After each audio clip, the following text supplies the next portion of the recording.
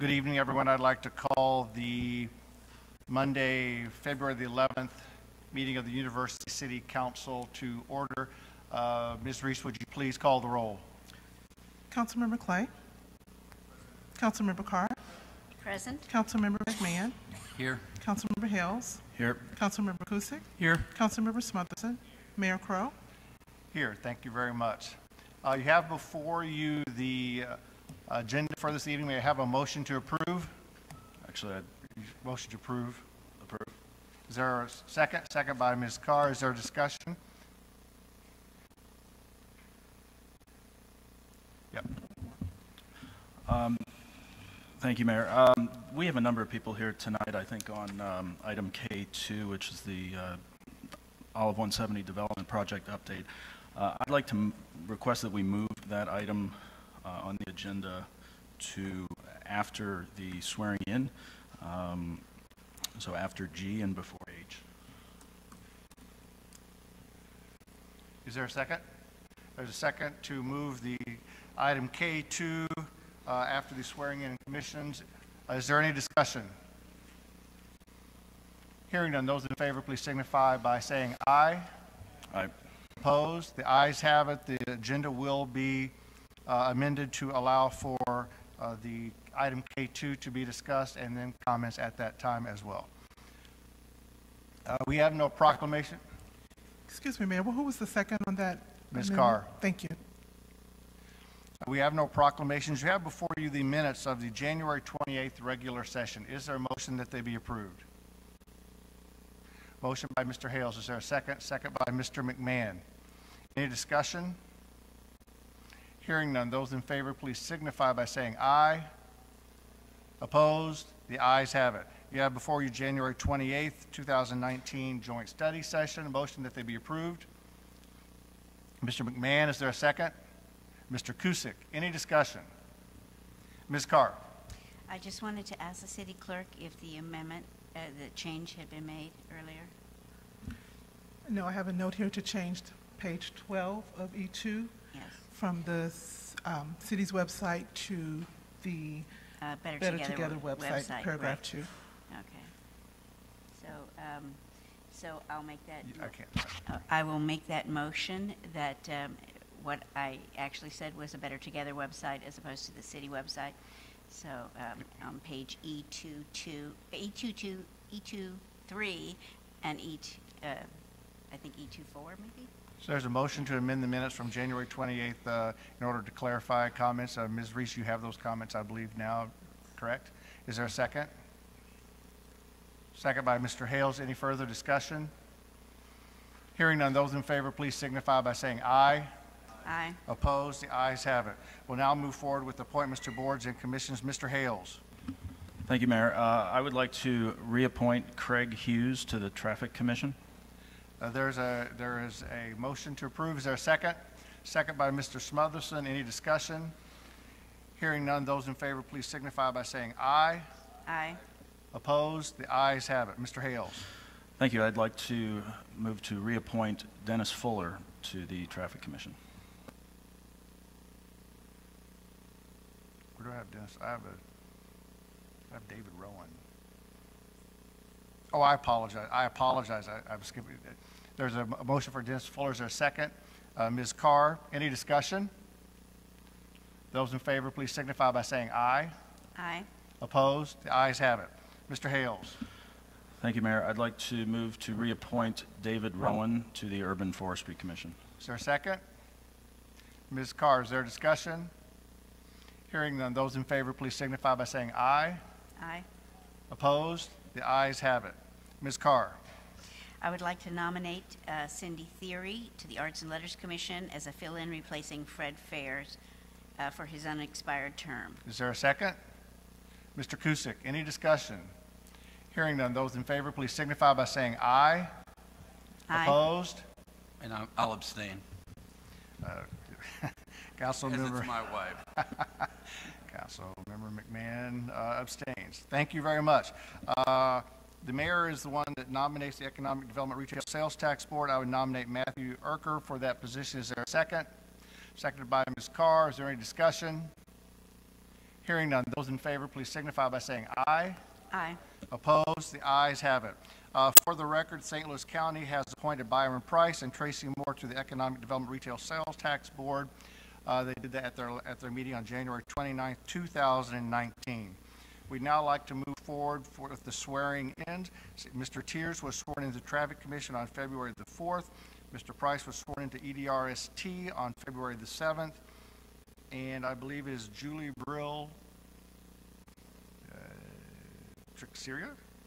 Texiera?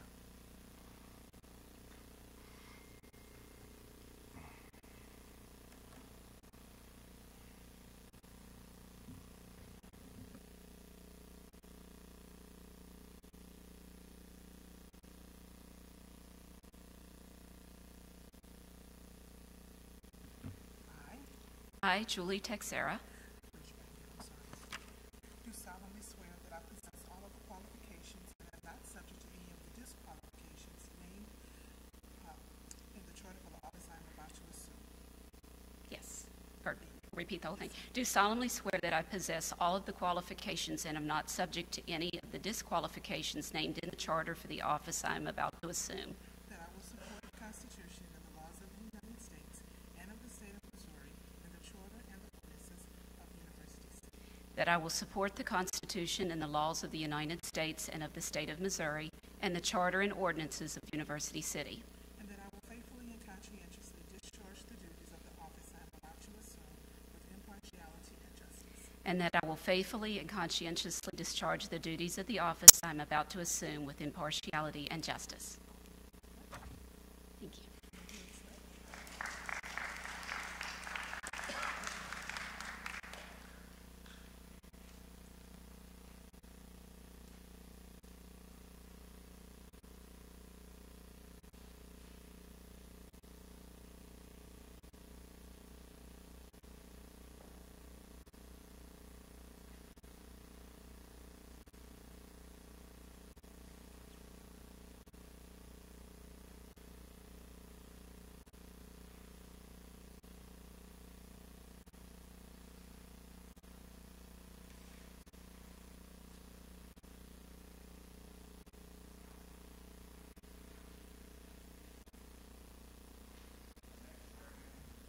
Our next swearing will be Steve Stone to the Economic Development Retail Sales Tax Board.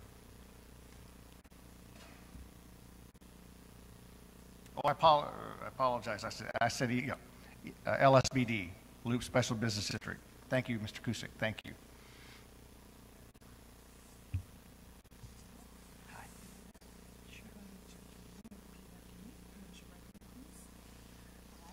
Stephen Stone, Do solemnly swear that I possess all of the qualifications and am not subject to any of the disqualifications named in the charter for the office I am about to assume. do solemnly swear that I possess all of the qualifications and am not subject to any of the disqualifications named in the charter for the office I'm about to assume. That I will support the Constitution and the laws of the United States and of the state of Missouri and the charter and ordinances of University City. That I will support the Constitution and the laws of the United States and of the state of Missouri and the charter and ordinances of University City. And that I will faithfully and conscientiously discharge the duties of the office I am about to assume with impartiality and justice. And that I will faithfully and conscientiously discharge the duties of the office I am about to assume with impartiality and justice. Thank you. Thank you. Mike's not here, is he?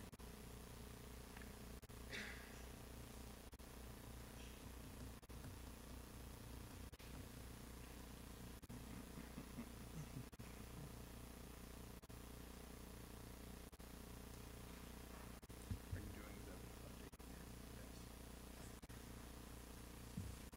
Mike's not here, I don't think. No, true.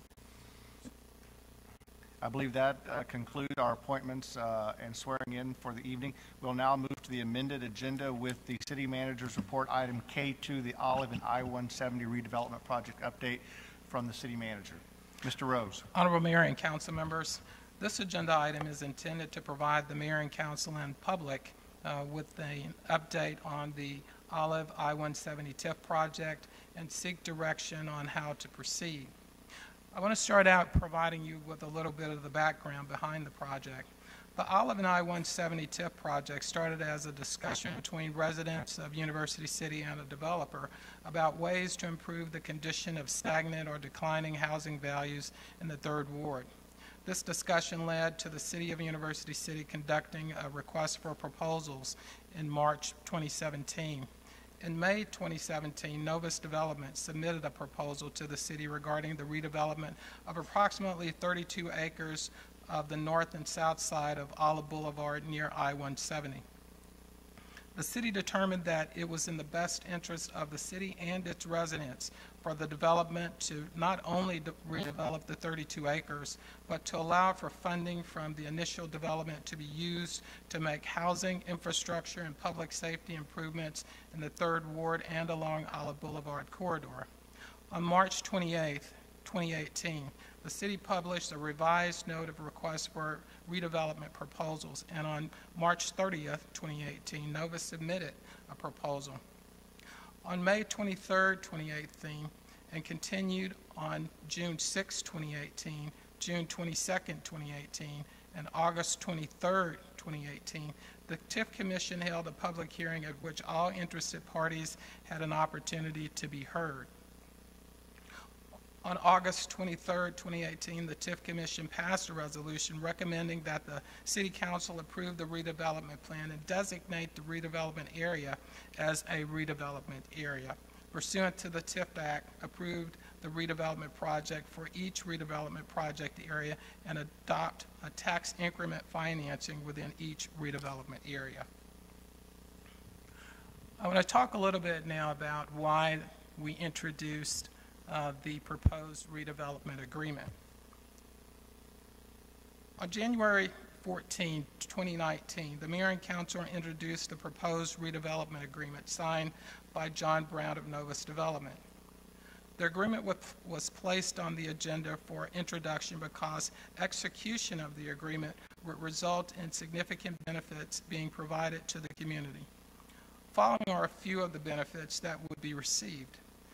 $15 million, with $7.5 million within the first 2 years of the development that would go towards both the Third Ward as well as the Olive Boulevard corridor. Minority contracting, first source employment, a potential Costco-like business, a possible hotel, an estimated $12.4 million in additional funding for parks and stormwater, an estimated $6.2 million in additional funding for fire protection, and an estimated $6.2 million in additional funding for economic development. 2 hours before the signed agreement was introduced on January 14, 2009, I became aware of 19 changes being requested by the developer. It was not known if the changes were major or minor, or if staff would recommend the changes. This, however, did mean that the proposed changes would need to be evaluated to determine the impacts and that we were back into the negotiation process. On January 18, 2019, a concerned resident indicated that there was a possible miscalculation in the bottom half revenues. As many of you know, the bottom half revenues consist of the local sales taxes not captured by TIF.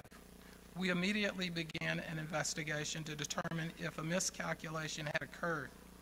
Our investigation closed on February 5th, 2019, and we learned that there was a mistake that was made by PGAV in the belief that although the City of University City was a pool city, the revenues generated by both the 0.5% capital tax and the 1% countywide tax, the City of University City would retain 85% of the tax, with only 15% going to the pool.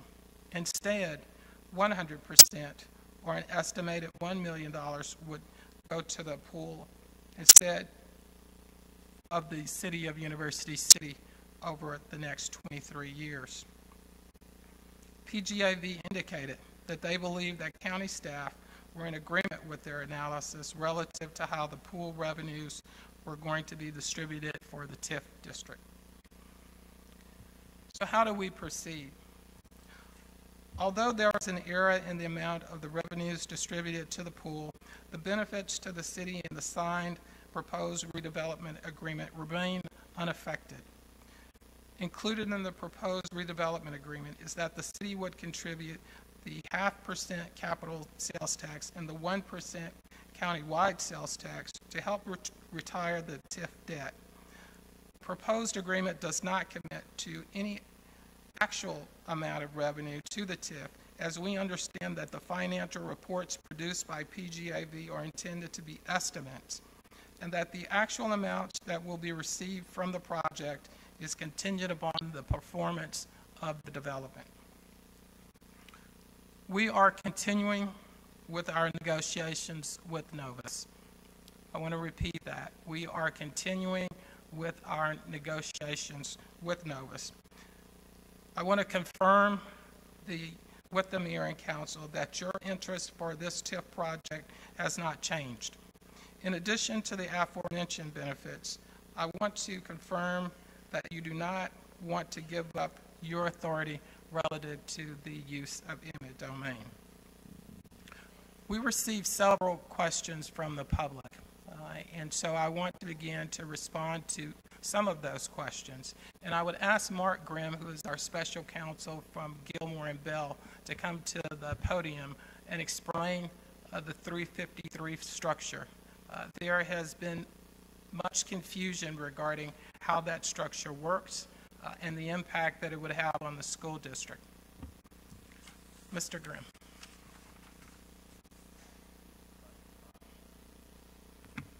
Good evening. Simply put, the 353 structure will not change in any way, shape, or form the amount of property tax revenues that any of the taxing districts receive. They will receive the same amount with this structure as they would receive under TIF. The purpose of allowing this structure as an option is to provide greater certainty to the amount of incremental real property taxes, in essence, that would be available for payment of the TIF. And so, as everyone knows, whether it's for your house or a business, property tax valuations are subject to challenge by the property owner. By abating the taxes under 353 and imposing a special assessment, then that special assessment becomes a certainty that is not subject to challenge by the property owner once it is set. Because of that degree of certainty over normal tax revenues, the bond underwriter is required to have a smaller coverage factor. So I don't want to get too complex on the financial side, but suffice it to say that greater certainty on the revenue stream results in more revenue that's available to repay the debt and would therefore repay the debt sooner. But in short, as I said at the beginning, all of the taxing districts receive the same amount of money under 353 as TIF. Mr. Grimm, one other discussion. Could you comment briefly on the impact of the ERA to the TIF? Well, the error has no impact on the amount of money that other taxing districts would receive from the project. Has no impact on 3 of the sales taxes that the city would receive. It does lessen the amount of money that would be available for repayment of any TIF notes or TIF bonds. Thank you. Okay. There are other questions that we received that I would just briefly like to address. Why was eminent domain use not removed? The answer to that is that the proposed redevelopment agreement does not affect council's rights relative to the use of eminent domain. They are not required to use it, or they can require it if they believe it is appropriate. So it does not affect their rights. how will public safety be addressed?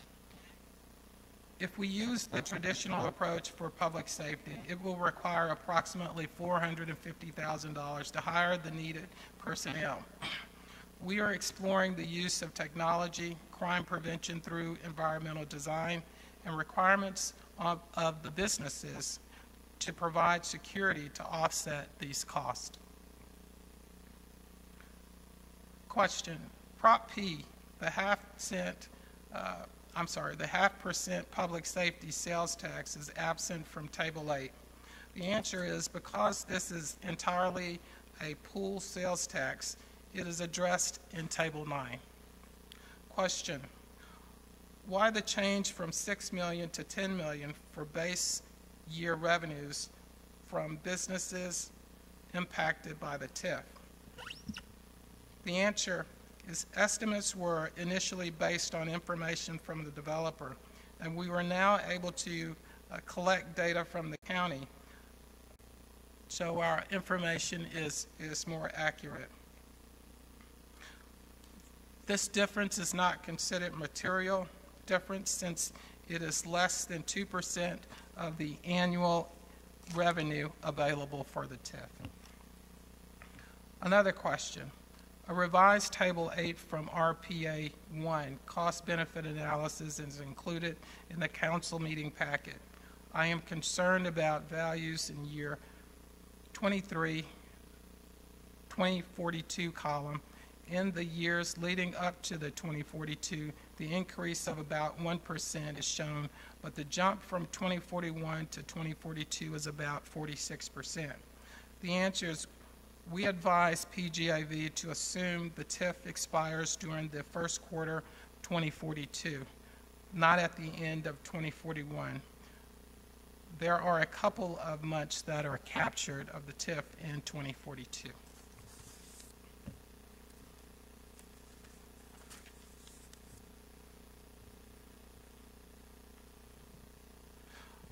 There was one final question that I'd like to address, and part of that is, well, why didn't staff catch this?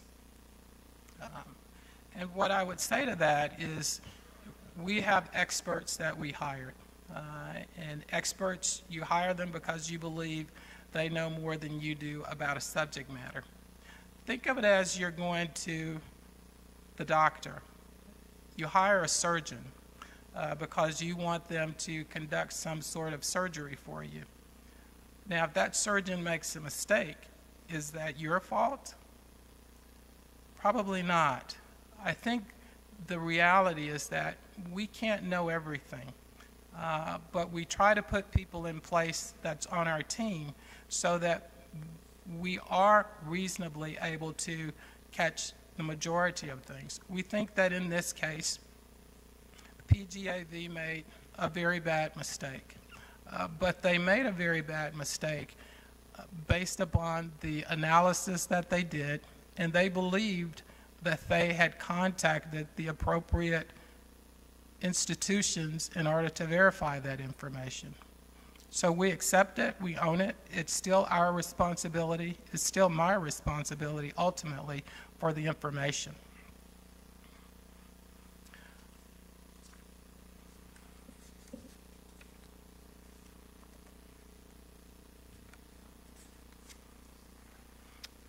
Mayor and Council, in conclusion, University City was developed during a time period when revenues to the city for service delivery were primarily received from property taxes. However, a shift has occurred since the time University City was incorporated, as the Hancock Amendment now restricts increases in property taxes. Today, the bulk of our revenues are from sales taxes. As a pool city, this is a growing concern since cities with large tax bases are interested in leaving the pool. If Chesterfield is successful and is able to leave the pool, this will result in a similar situation with other cities with large sales tax bases leaving the pool as well. St. Louis County reported for the period of July 16 through June 7, 2017, University City generated $2,600,000 $28,795 in county sales taxes and received out of the pool $4,905,317. So quite an offset. We must continue to work to diversify our economy and not continue to be reliant on other cities for revenues needed for service delivery. That concludes my report. Thank you very much. We have a number of citizens who have asked to speak on this issue. Mr. Smotherson, is there something you'd like to do at this time, or? Well, yes, in regards to the city manager's report, and I just simply wanted to thank the city manager and Mark Grimm for their information, but I did want to just publicly state that I've stated this before, and that I'm not comfortable with having this done at this time, and all I'm simply letting it be known is that, and I'm hoping that my colleague Stacey Clay will agree, but as a council member for the 3rd Ward, I would like to state I will be talking to the city manager about holding a public meeting in a different setting, meaning in a town hall meeting setting for the 3rd Ward, probably somewhere at the end of this month, and I just wanted to let people know. Thank you. Thank you very much. We have a number of citizens who have requested to speak on item K2. The first one to speak, I believe, is Mr. Tom Sullivan.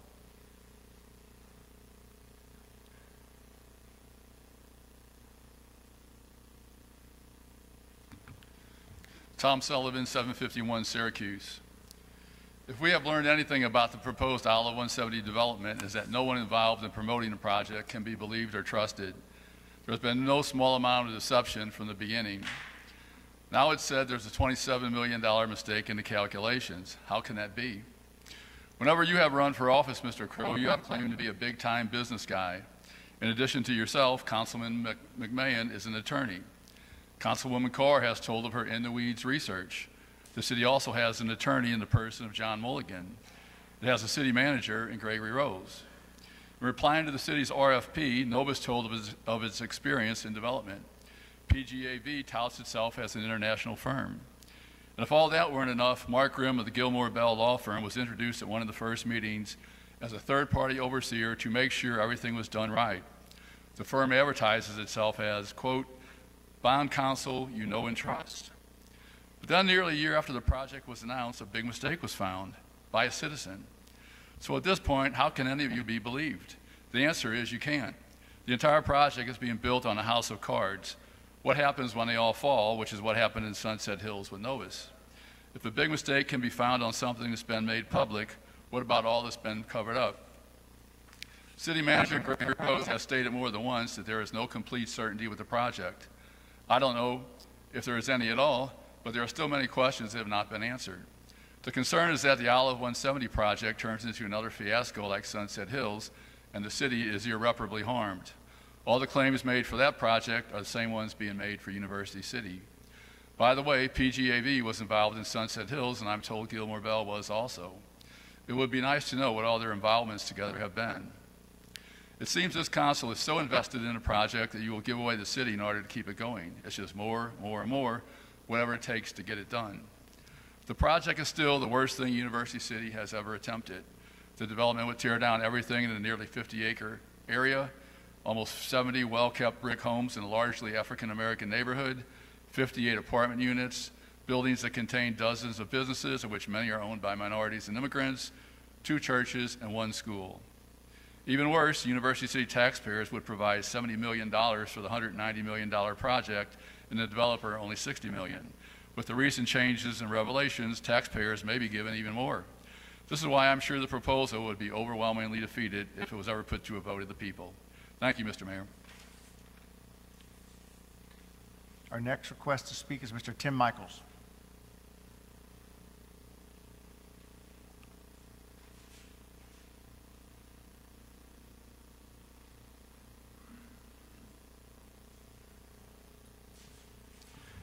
Good evening.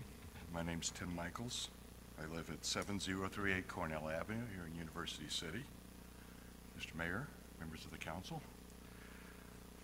I have to admit I haven't studied the TIF well enough to have a strong opinion about its merits or lack thereof.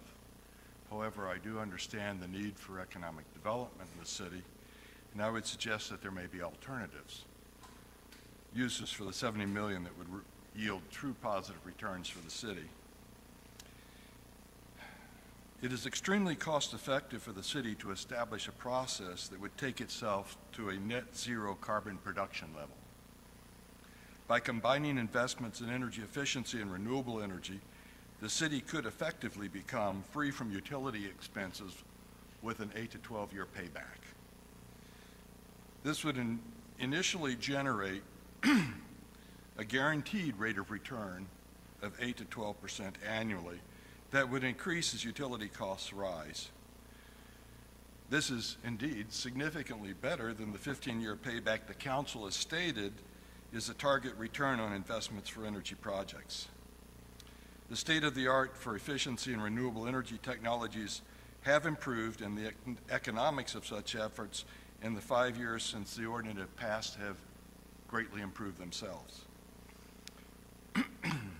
It is not expected that the city needs to spend $70 million to take city buildings and operations to net zero CO2 production.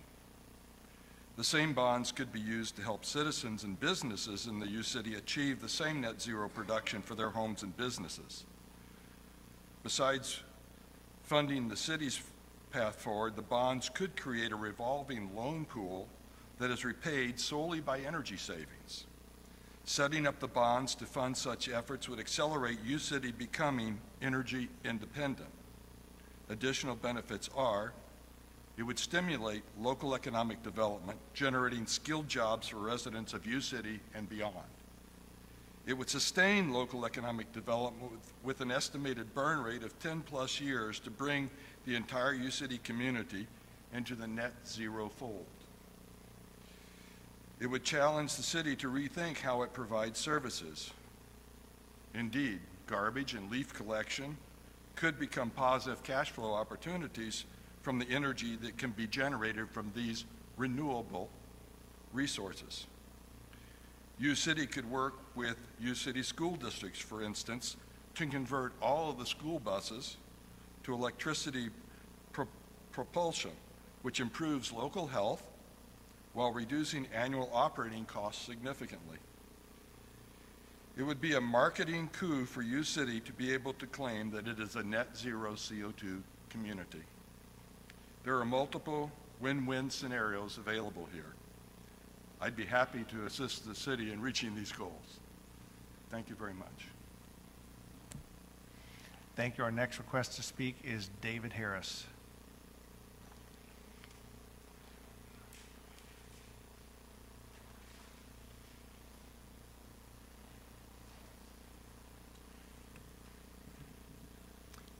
Good evening, David Harris, 8039 Gannon. I'm responding as best I can to what the briefing and the information that we've heard tonight. I'm pleased that the $27 million tax revenue error in Table 8 that Greg Pace discovered and that I presented on January 28th has been corrected. But I'm disappointed that there was no mention that the remaining amount of the sales tax may be insufficient to fund the promises made and the additional costs of the project, and therefore there may be a net loss to us from this project. Lest there be any misunderstanding, I agree with the Council's focus on the 3rd Ward and the Olive Business Corridor. With the financial issues and other issues of this project, the question is whether this project is the best way to achieve anything in those areas. And I appreciate the fact that I'm hearing that Mr. Rose is asking the Council to confirm their commitment to the project and to discuss it, and I hope to hear those discussions. I'm also pleased that there's an acknowledgement that the base sales in the area are now being considered $10 million rather than $6 million. That was another error of PJAV or city administration. PJAV and city administration have been saying the businesses in RPA1 produce $6 million in sales tax revenue. A revised Table 8 now uses $10 million. That was something that was not disclosed when revised Table 8 was issued, but had to be discovered by Greg Pace and me. The increase and the base revenue reduces the incremental revenue and therefore reduces the funds available for the TIF. But there's no mention of the fact that this is a new loss of $2.8 million for the TIF because of this error. It's been dismissed as just 2%. The amount is $139,680 per year, or $2.8 million over 20 years of the TIF. Where is that money coming from now? That is a question, and I hope there is an answer to it. And that's just one of the many, many questions that have been raised. There have only been about 6 or 7 questions answered. On January 30th, I sent about 40 specific questions and comments to Mr. Rose, Mr. Mulligan, and 2 council members in anticipation of a meeting on February 1st, a meeting that did not occur. On February 5th, I added to those questions and comments and sent them again, including the entire council. Of the questions I asked, few were answered tonight. There is not time in 5 minutes to ask the questions and share comments. Therefore, I request that they be included in the minutes of the meeting. I also request that the analysis about the $2.8 million shortfall be included with the minutes of this meeting. Additionally, on February 5th, I emailed Councilwoman Carr my questions and comments to the many misstatements and misstatements she made in her February 4th newsletter about the project. My email consisted of about 50 comments, most with specific questions. None have been addressed or answered. Again, there's not time in 5 minutes to ask the questions and share the comments. Therefore, I request they be included in the minutes of this meeting. I recognize it is the administration's and council's prerogative to answer or to not answer questions, or to reply or not reply to comments. Please understand I do not raise these concerns lightly. I care deeply about University City. I'm a real estate attorney, so I have an understanding of a project like this. It still appears to me that you will be approving this project. If so, I sincerely hope you will address the financial concerns and the other concerns that I and other citizens are raising, so we can have a good deal, not a bad deal. Thank you. Thank you. Our next request to speak is Peter Burgess.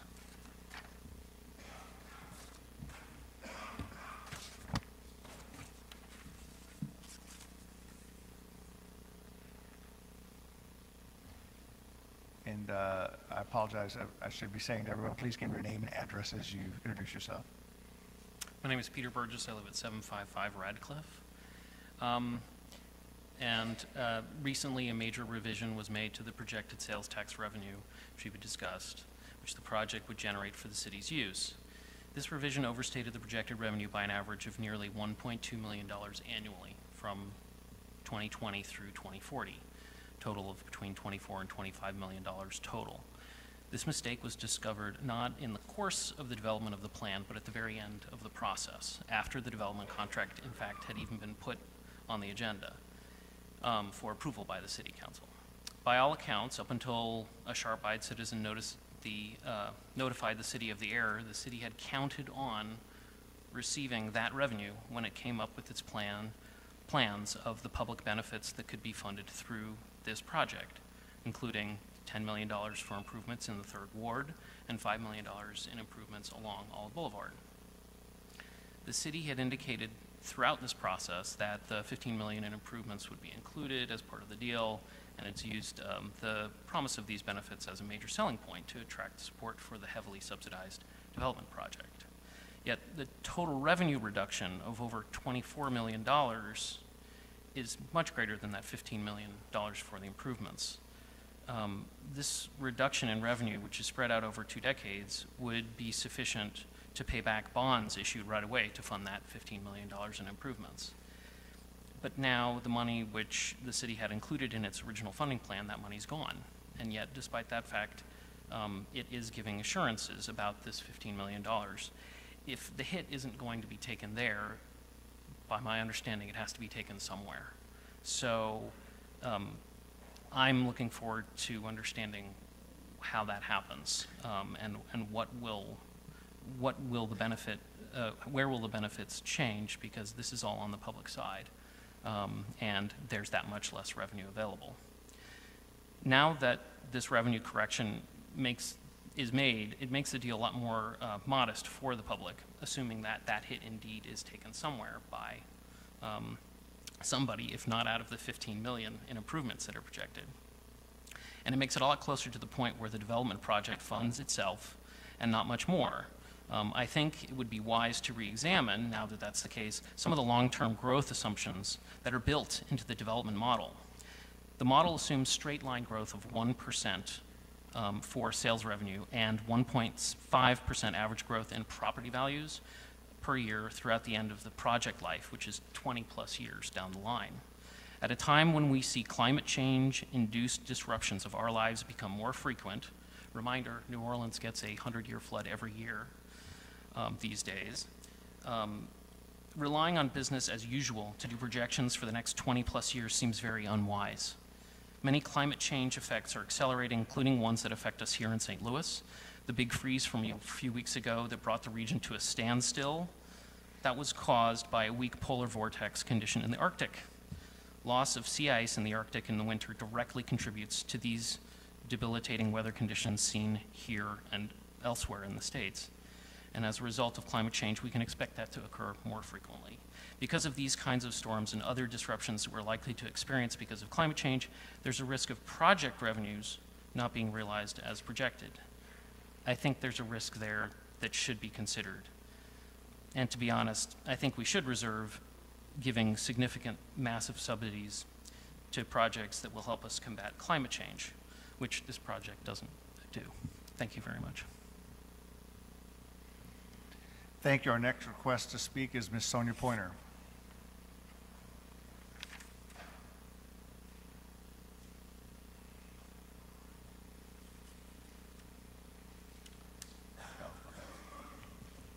Sonia Pointer, 8039 Canton Avenue. 1, I oppose this project. 2, I don't trust the process. 3, I don't believe your revenue projections, and it's a shame that private citizens are the ones who are coming up with the actual numbers. And 100 people on city staff, city manager, community development director, city attorney, and then consultants are collectively being paid hundreds of thousands of dollars to get this right.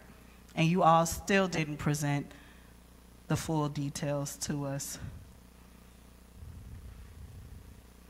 Number 4, I don't trust the council. 5, I don't believe the Third Ward residents will benefit from this project and will actually be adversely impacted, as I've been saying all along. 6, if you are really sincere about an update and sharing information with residents, then write it down, submit it to us. We can't gather all of this information as you speak it. Write it down. If you really want us to know what it is that you're saying, let us process it, have some time to process it, and come up and say what we have to say.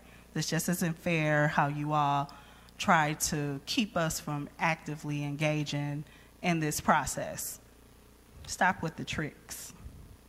Number 7, the real cost of this project will be passed off to all residents of this community, with Third Ward residents being hurt the most, though this project is supposed to help us. The most vulnerable people in this community live in the Third Ward. 8, the only person who will benefit from this project is the developer. He's happy. He doesn't care. He's getting his money. We've been telling you this all along. People from the community, again, are the ones who've been doing the research, looking at this developer's history, trying to tell all of you, and you did nothing, and you're still trying to push this project through.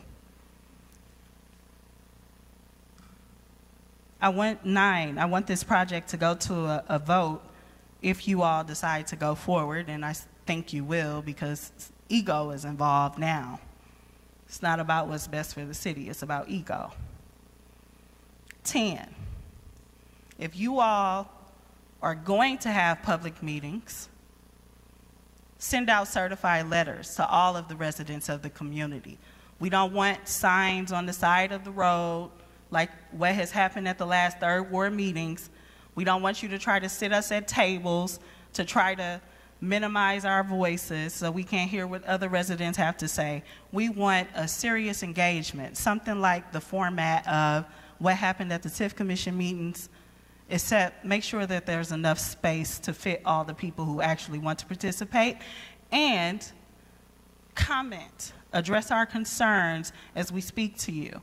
Don't just selectively pick and choose what things you want to answer, what things you want to address. If you are serious about this community, do what's best. Listen to people, respond to our concerns. You're not doing that. What else? That's all for now. Our next request to speak is Ms. Carolyn Fan.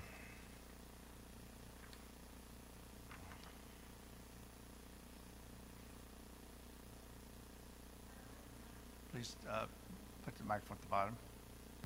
Caroline Fan, 2725 Clifton. I would like to ask, when is the last time the city council or the city manager has spoken to the businesses that would be impacted by this development?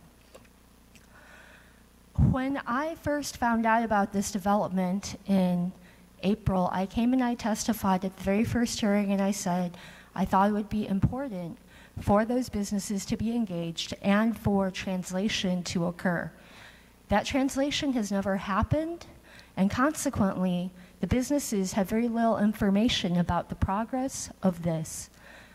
I also testified, as did those businesses, that they actually generated more tax revenue than University City gave them credit for. That has since been shown to be true. So the other question is, why does UCity not have records of how much tax revenue its own businesses generate? Why would you not look into this? These are businesses that put their heart and soul into being in UCity, that want to be in UCity. But now some of them are looking at closing. They don't know what to do. They don't have any plans because they don't ever hear from y'all. Because clearly, I actually talked to the businesses, and I really would like to know, and the businesses would like to know what the plan is and what the timeline is. Additionally, it seems that there has been discussions of a second development, even though the math on this first development is not correct.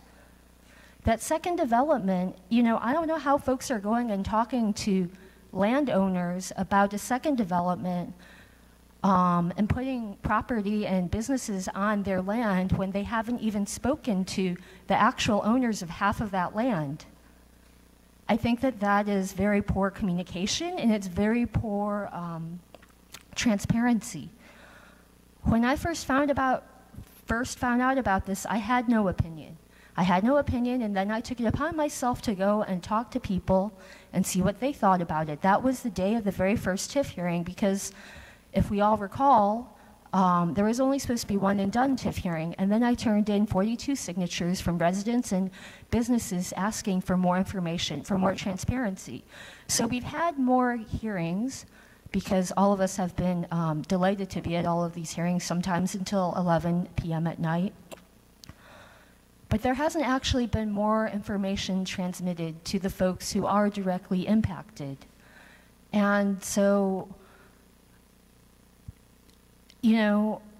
that's been a huge disappointment. It's been a huge disappointment that I am the one who has to translate for these businesses.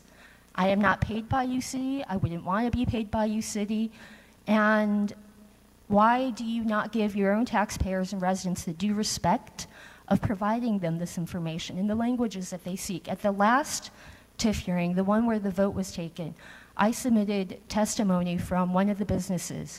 It wasn't allowed to be read into the record because that night, rules were changed. Rules were changed to not allow people to be proxies on behalf of folks who run businesses during these hours, which again, I'll remind you that 6:30 at night, really not a great time for restaurants and immigrant-owned shops, for any owned shops to come and testify and be here. So that testimony is from an acupuncturist in Jeffrey Plaza who had a lot to say, who opposes this, who had very little information. And by the way, speaking of certified mail, a number of those businesses never received the state-required certified mailer. The only information that they ever received was from the University City Chamber of Commerce, an institution which I understand has now been disbanded. I think that when one makes a mistake like this, whether one directly makes the mistake or one oversees it, you know, it's incumbent upon everyone to do their due diligence. And I really don't understand why U City would send the police to the home of a resident who's concerned, who also didn't really have an opinion for or against. That seems like pure intimidation. That's just how it looks from my perspective. Thank you. That concludes the requests to speak on item K2. Are there any other requests to speak by members of council before we move on to other agenda items? Mr. Clay. Yes, thank you, Mayor Crow. Understanding all the dynamics involved in the error, City Manager Rose, what are we doing to ensure that kind of thing does not happen again? Honorable Mayor, Councilmember Clay, I think the best thing that happens is certainly it's known at this point. The TIF that is being proposed is unique in as much that it is not only focused on one particular area, it's focused on 3 areas. So yeah, I think that we'll continue to try and drill down on the numbers. We'll continue to have oversight. Part of the process, though, is simply that it's provided and it's put into the public domain. And so that's part of the reason is so that we have multiple eyes. One of the things that I admire about University City is that it has per capita some of the smartest people I think I've ever seen. And that's a good thing. I think it lends itself to a robust discussion on issues, and it also provides a great oversight on projects. If you simply say an average citizen caught this, remember, Frank Ohlendorf is an average citizen here in University City now. And so I think it's that type of intelligence that simply exists in the city. And so we're very happy to put information out and to have our citizens be very critical of that, scrutinize it. It makes us better. So we'll try to make sure that we do a good job internally with our staff, but I think that that's a very important part of the process as well. And have we engaged a different entity? And I think we may have engaged Stiefel in also supporting us in our due diligence. Honorable Mayor, Councilmember Clay, there are 2 issues. One is the actual financial analysis, and then the other is the distribution and that's where the mistake was. The mistake was not on the calculations per se, it was on who would actually receive the funding. And so certainly we have Stiefel that is on board that will continue to use to support us in this project. So we're trying to take a very much belt and suspenders approach that we're checking and rechecking, and even through that rigorous process, sometimes something slips. Thank you very much. That concludes item number K2. We will now move to the regular portion of citizen participation. We have 2 requests to speak. Please give your name and address, and please realize that you are limited to 5 minutes. The first request to speak is Sonia Pointer.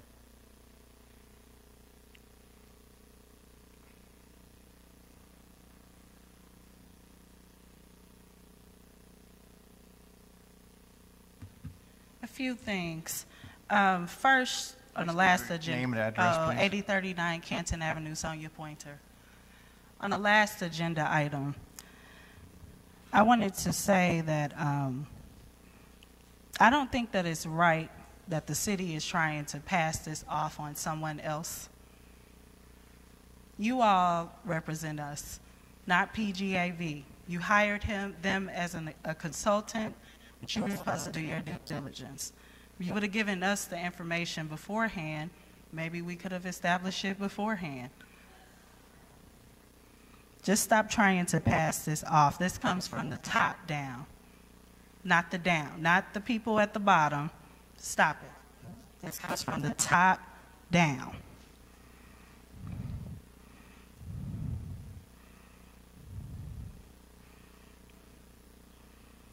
I want to address someone who was at this council meeting at the last meeting. She got up here and said, I forgot her name, Katie, I think. She said that Sonia Pointer does not speak on her behalf. And I just want to let the council know, she felt the need to tell you all that for some reason. I don't know why. But I don't speak on whoever that person was behalf. Because I could never speak on behalf of someone who goes around bullying, harassing, and intimidating community members because they disagree with them about development projects. I can never speak on behalf of such a nasty person. I wouldn't speak on behalf of someone who does not believe in equitable development like I do. So I just wanted to reiterate to the council, yes, she was correct. I do not speak on her behalf. I'm a Third Ward resident who opposes the Olive 170 project. Moving along to something that's actually important. Steve McMahon, I did see your comments. Thank you for addressing them. But honestly, it doesn't really matter how you smack it, flip it, rub it down. You're purchasing property in the Third Ward. You have the ability as a city council member to bring development into the Third Ward, and you will be voting on the project. That, to me, is a conflict of interest. Now, you may disagree, but that is a conflict of interest. It's one of many conflicts of interest that I've seen throughout this whole process. Let's get this together. You should probably recuse yourself from voting on this project. There are all sorts of red flags with this project, and as I stated before, it's a shame that private citizens are doing the work of the city.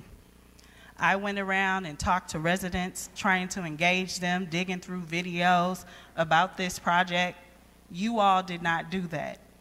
You just tried to pass our voices off as not being as not being important.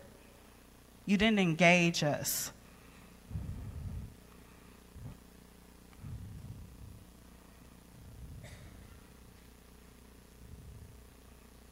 Thank you. Next request to speak is Mr. Leif Johnson.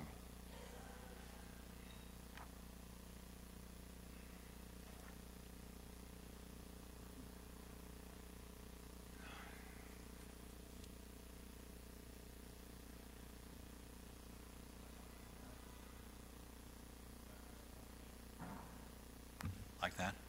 Okay, good.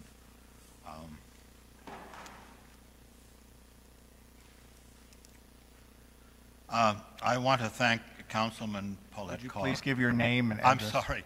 Leif Johnson, 836 Barclay Square, University City. I want to thank Councilman Paulette Carr for her meticulous summaries of the Sinkfield plans and the Freeholder Board plans. Sinkfield's plans incorporated two major objectives. One, to eliminate the citizens' right to vote for municipal elections by abandoning or destroying all municipalities. And two, allow the greatest money grab that anyone in this room has ever been the victim of. Why? To float new indebtedness bonds on this amplified citywide tax base. New stadiums, hockey rinks, entertainment districts, downtown revitalizations, sports complexes. For us, that means more taxes and less services. Also, they may wish to shore up the bond rating of St. Louis City, whose present bonds are a hairbreadth away from junk bond status. To head off Sinkfield's proposals, which have massive corporate and university, lawyer, immediate support. There is another proposal being circulated to create a board of freeholders appointed by the mayor of St. Louis, and this is the board of freeholders will be appointed by the mayor of St. Louis, the city council executive, and the governor. This is an appointed board, not an elected one. Would you prefer a non-elected board appointed by Cruzen, Stenger, and the governor eliminate your right to vote for local office, as opposed to Singfield's proposal to do so?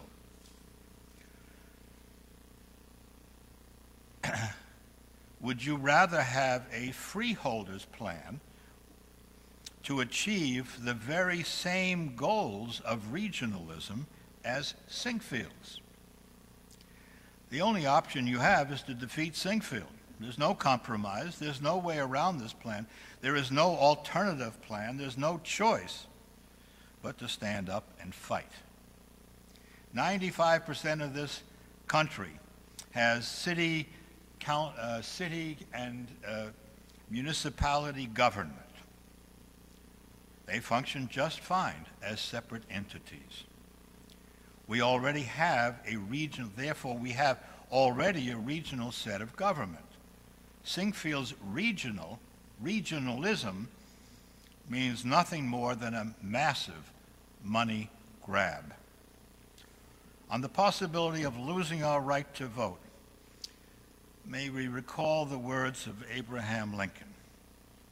If ever I feel the soul within me elevate and expand to those dimensions not wholly unworthy of its almighty architect, it is when I contemplate the cause of my country, deserted by all the world beside, and I standing up boldly and alone, and hurling defiance at her victorious oppressors. Am I? No. Here, without contemplating consequences, before high heaven, and in the face of the world, I swear eternal fidelity to the just cause, as I deem it, of the land of my life, my liberty, and my love. If this, he says, if we shall be defeated, we still have the proud consolation of saying to our consciences and to the departed shade of our country's freedom that the cause approved of our judgment and adored in our hearts, we never faltered in defending. We're talking here about losing our right to vote. Everyone here should realize that. Thank you. Our final request to speak is Ms. Patricia Washington.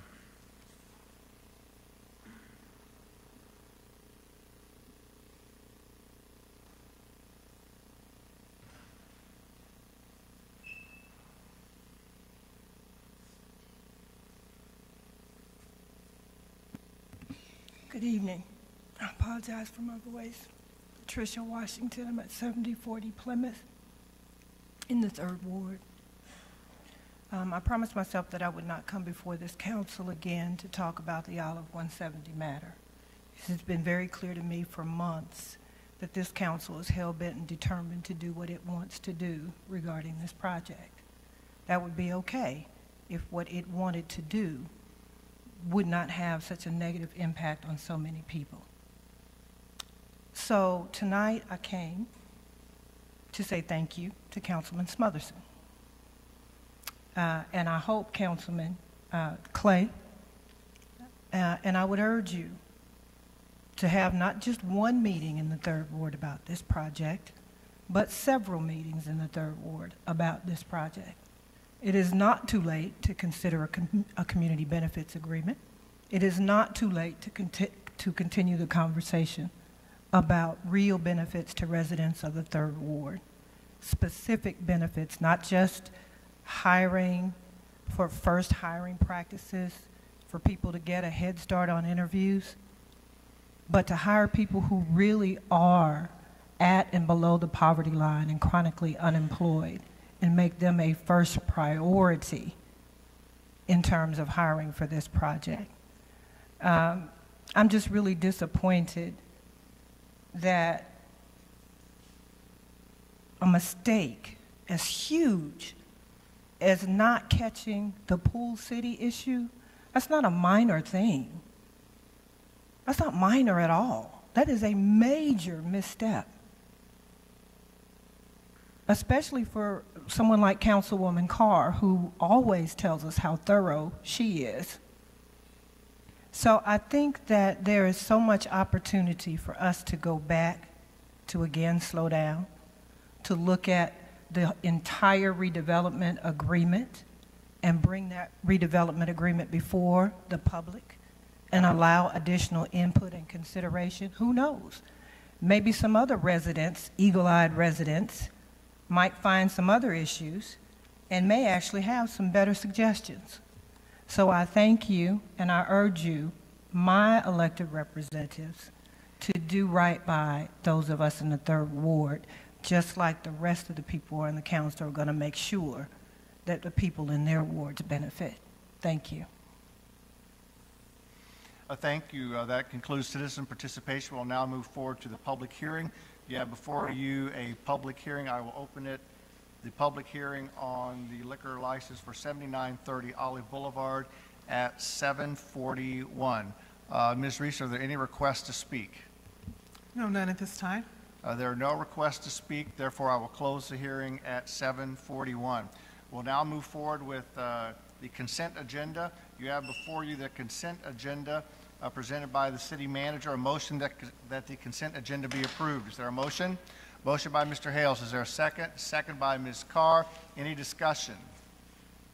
Hearing none. Those in favor, please signify by saying aye. Opposed? The ayes have it. Thank you very much. We'll now move back to the city manager's report. Mr. Rose. Honorable Mayor and council members, before going on to K1, I would like to introduce two new employees. I would like to first introduce our new Economic Development Director, Libby Tucker. We stole her out of the Chesterfield area. I'm very pleased for her to be here with us. Thank you, Libby. Welcome, Libby. Welcome.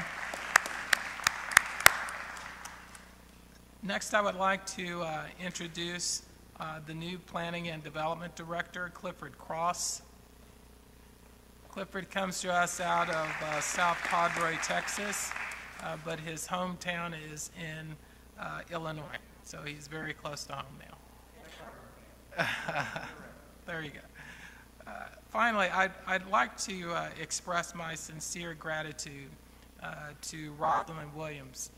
I think I initially called Rosalind in a panic, and she was very gracious in agreeing to come out of retirement for a while to help us, and she did a wonderful job. As you know, she restructured our code enforcement. She hired Mr. Free, who is our zoning administrator. So I want to certainly extend an opportunity just to thank her and to express my appreciation. Thank you.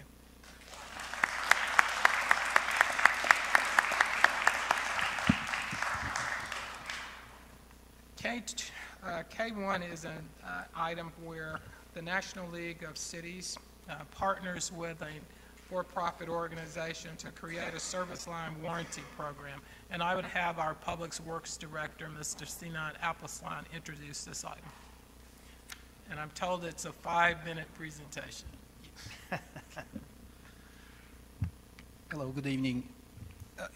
Before you, there is a proposal as part of the city manager's report to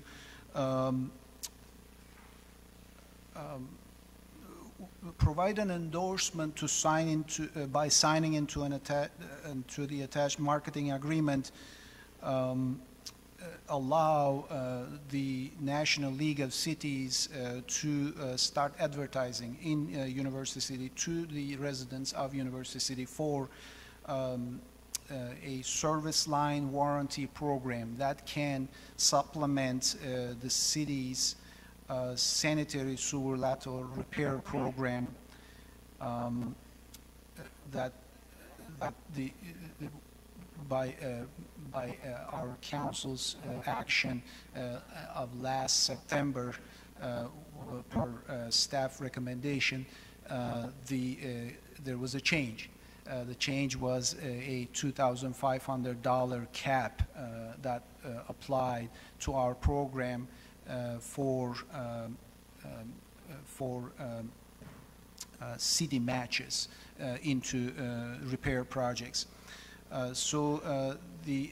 This limits the program participation by the city dollars, tax funds. The repairs, as we have discussed at length, can cost up to about $4,000 average. The program that the National League of Cities sponsors is a program that is available to our property owners and residents. That is by their monetary payment of premiums of about $87 a year. Then it covers up to $8,500 per repair. And these are qualified repairs. They have to be first qualified, of course, as our program does. And it can be used as supplemental to our sanitary sewer lateral repair program. Here with me, I have Lee Zell from the National League of Cities to give you a brief description of the program and answer any questions you may have, and I can answer the questions as well.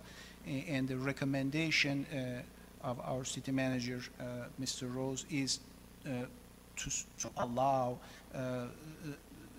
that the city allow the National League of Cities to start advertising to the residents of University City of this program, and this is done by signing into and marketing agreement with this entity. I'll turn it over to Mr. Zell for his brief presentation.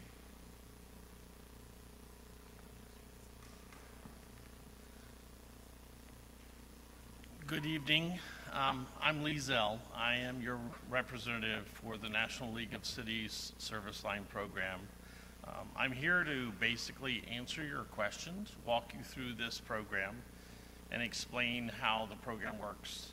So first of all, the National League of Cities created this program 15 years ago because cities across the nation realized aging infrastructure was a serious concern, and it kept coming up on their list from cities all across the nation as the topic that would not go away.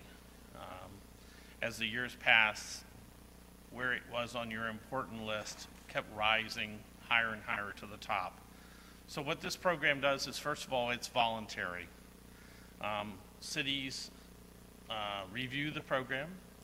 They determine that they would like to make the program available to your residents as a voluntary program. It is not mandatory.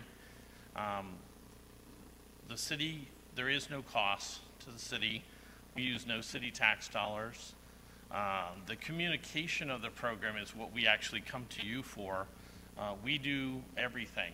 So we communicate the program via a letter only. So we do not communicate with your residents by telephone or any other source.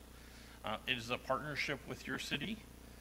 We want the residents to understand the current public policy of the city so that they understand where the issue becomes their responsibility, typically within their front yard, but in terms they want to hear is at the curb, at the right-of-way, at the where the meter stops for a water issue, that kind of thing, where the sewer tap is. So what we're doing in this program is starting to explain to residents before they have these issues, what part of this system is their responsibility, what part is the county or a municipal authorities, And when this occurs, when they happen to make a contact to a city or a municipal authority, no matter who it is, when are they gonna, what's the conversation gonna be like, so that they understand, I'm gonna make that call, and I thought it was gonna be, they're gonna take care of everything.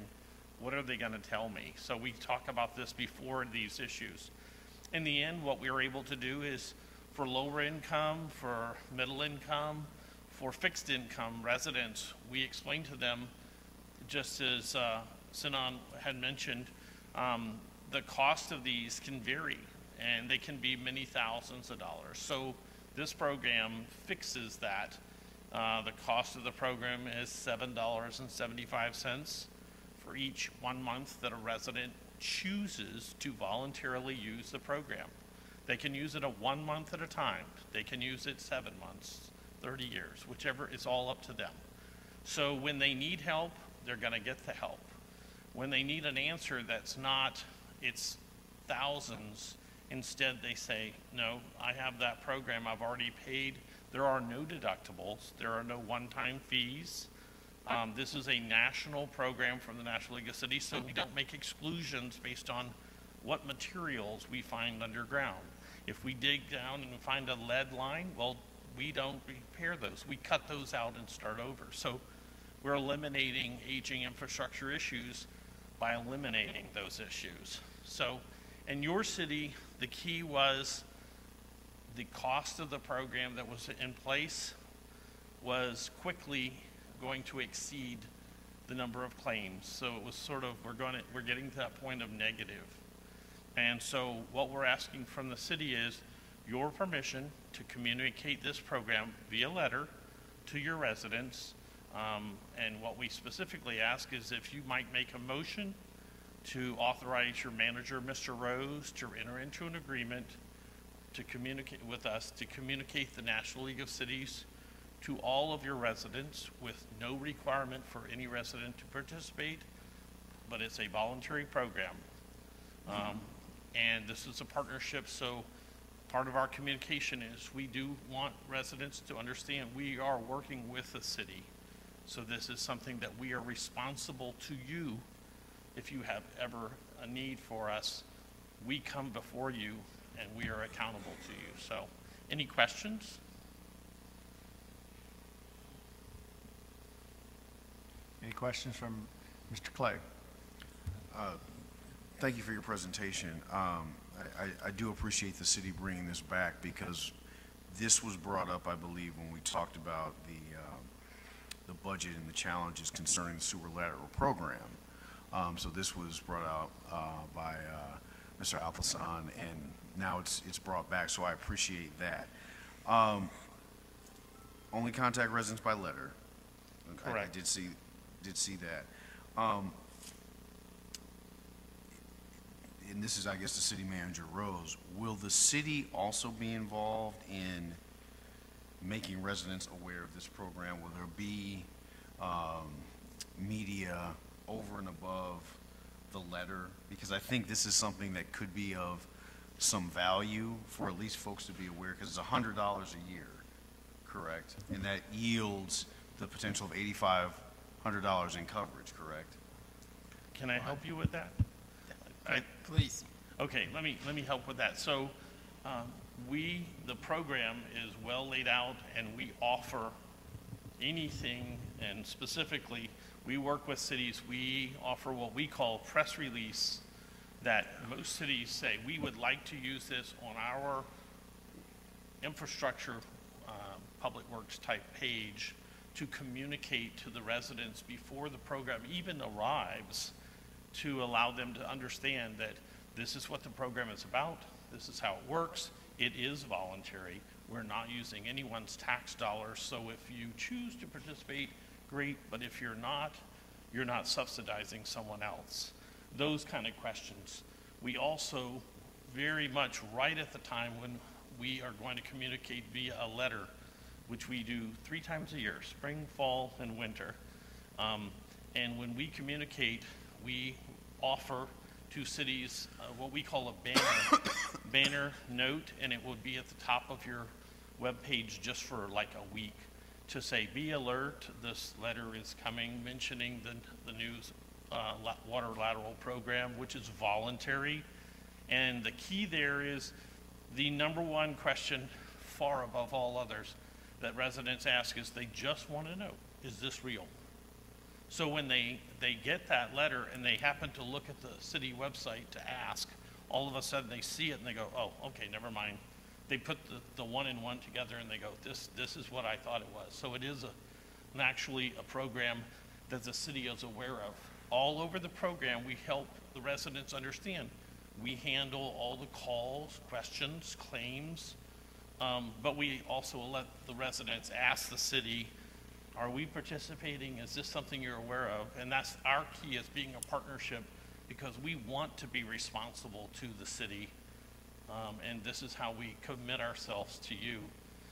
There is no other type of thing like this, and any other program like this would not have any commitment to the city, but we do. So I hope that answers your question. It does. I do think, and I can certainly follow up with the city manager, but I think given the challenges with the sewer lateral program, I think this could potentially be a good option. We know that the repairs for this kind of issue, I mean, it starts in the thousands. And, you know, so we've got citizens all over the community, but in particular in the third ward, this could be beneficial. So I do want to have some more conversations about it, but from what I've read, this sounds like something that could be helpful. Okay. Any other questions? Mr. Hales? The only question I have is probably more to the city manager as far as would you be reviewing whatever piece would be going out that would have the city's name on it and content? Mayor, Councilmember, yes. That information is provided to the city first. And in fact, I think in some instances they provide you with the option of it being my signature that goes out. So we'll coordinate through that. Yep. But yes, we do review the information. And to follow up on even that, to go further, every single time, not just at this one moment, but every time we communicate, we put that communication in the hands of the manager for him to look at and say, yes, this is acceptable, I would like you to communicate it. Mr. Cusick. Thank you, Mayor. The question I have is your background review states that the cost per household would be approximately $100 per year. What is that based on? What is that fee based on? Okay. I'm going to break that down a little better than the $100 idea. So the concept is we don't want to choose for a resident what they might need. So the program is divided between in-home plumbing, which is water and sewer, but inside their structure, and then exterior, which is the sewer from the tap on the main to the house. These are separate. They might choose one program or the other, whichever, or none. There is no commitment required. So the amount they spend is up to them. And as I mentioned previously, they can choose to use it as long or as short as they wish. Frankly, most people use the program until they get what they sort of wanted, which is something to get paid for. And so once a sewer line fails, the program comes out, replaces the line. A couple weeks later, we get calls that are like, well, it's all brand new. I sort of thought I would cancel now. You can do that. That's exactly how we designed the program. So many people continue, but just that's how the program is set up. Mr. McMahon. Just a quick question, maybe I missed it, but when the program's used as a supplement to our program, is it our money going out first and then you guys kick in, or are you paying first dollar and then we come in at the end? Thank you. Actually, to clarify how this is going to, how this would be available is, your program is there. It's already there. The limit is lower, $2,500. This is $8,500 per incident. So I bring that up so if a reason occurred where there was a problem that caused a line, tree roots or whatever, where it was cleared, that's an incident, but that's the end of that. tomorrow, 5 minutes later, you can have another issue. So there's no limit on the number of incidents each year that you can have. So this program is not limited in any way, and that allows residents with common areas that are very aged, that are going to have a problem, and most likely, if we fix it, we're fixing it and we're coming back within months because the line is too old and brittle, so it's really falling in on itself. This program is set up so that we can come out and say, okay, this line needs to be cut out and replaced in its entirety. So, does that help?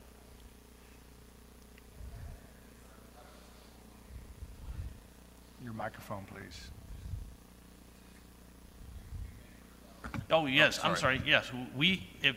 If the resident chooses our program, we pay from $0. Okay. So your city would not spend any money. If the president chose nothing, they would have to rely on the city program, but that is a very small limit. So this program goes ahead. It jumps ahead of the whole program, therefore saving the city any cost. Thank you.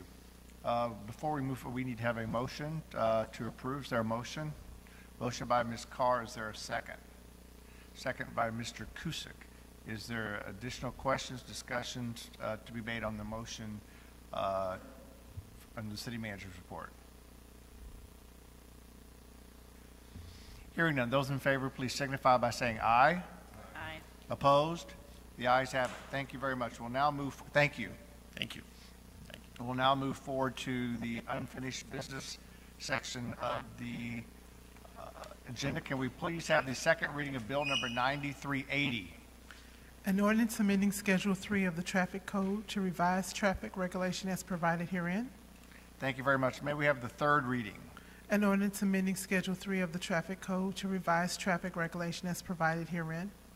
Thank you very much. Is there a motion to approve? Motion by Mr. McMahon, seconded by Ms. Carr. Is there discussion? Hearing none, would you please call the roll? Councilmember Carr? Aye. Councilmember McMahon? Aye. Councilmember Hales? Aye. Councilmember Cusick? Aye. Councilmember Smotherson? Councilmember Clay? Aye. Mayor Crowe? Aye. Thank you very much. We'll now move to the new business portion. There are no resolutions. We do have a new bill to introduce. Who would like to introduce Bill number 9381? Mr. McMahon. May we have the first reading? An ordinance fixing the compensation to be paid to city officials and employees as enumerated herein from and after its passage and repealing ordinance number 7086. Thank you very much. We'll now move forward to council reports and businesses. Does any member of council have any items to discuss under this portion of the agenda? Mr. Cusick.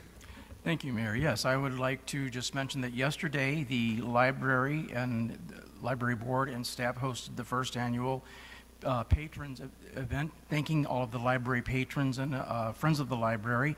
It was well attended for all of those residents that came out and braved the February weather here in University City. And I would like to also remind residents that the library board recently passed an agreement that there would be a Prop L on the ballot on April 2nd to increase the tax levy for the infrastructure for changes for the library of 12 cents over the current levy. And I would encourage everyone to become aware of that and support it if they can. Thank you. Mr. Hales.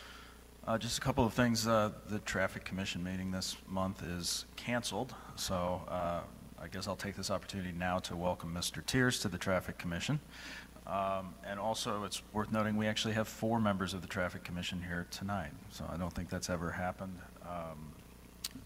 That's all for the Traffic Commission.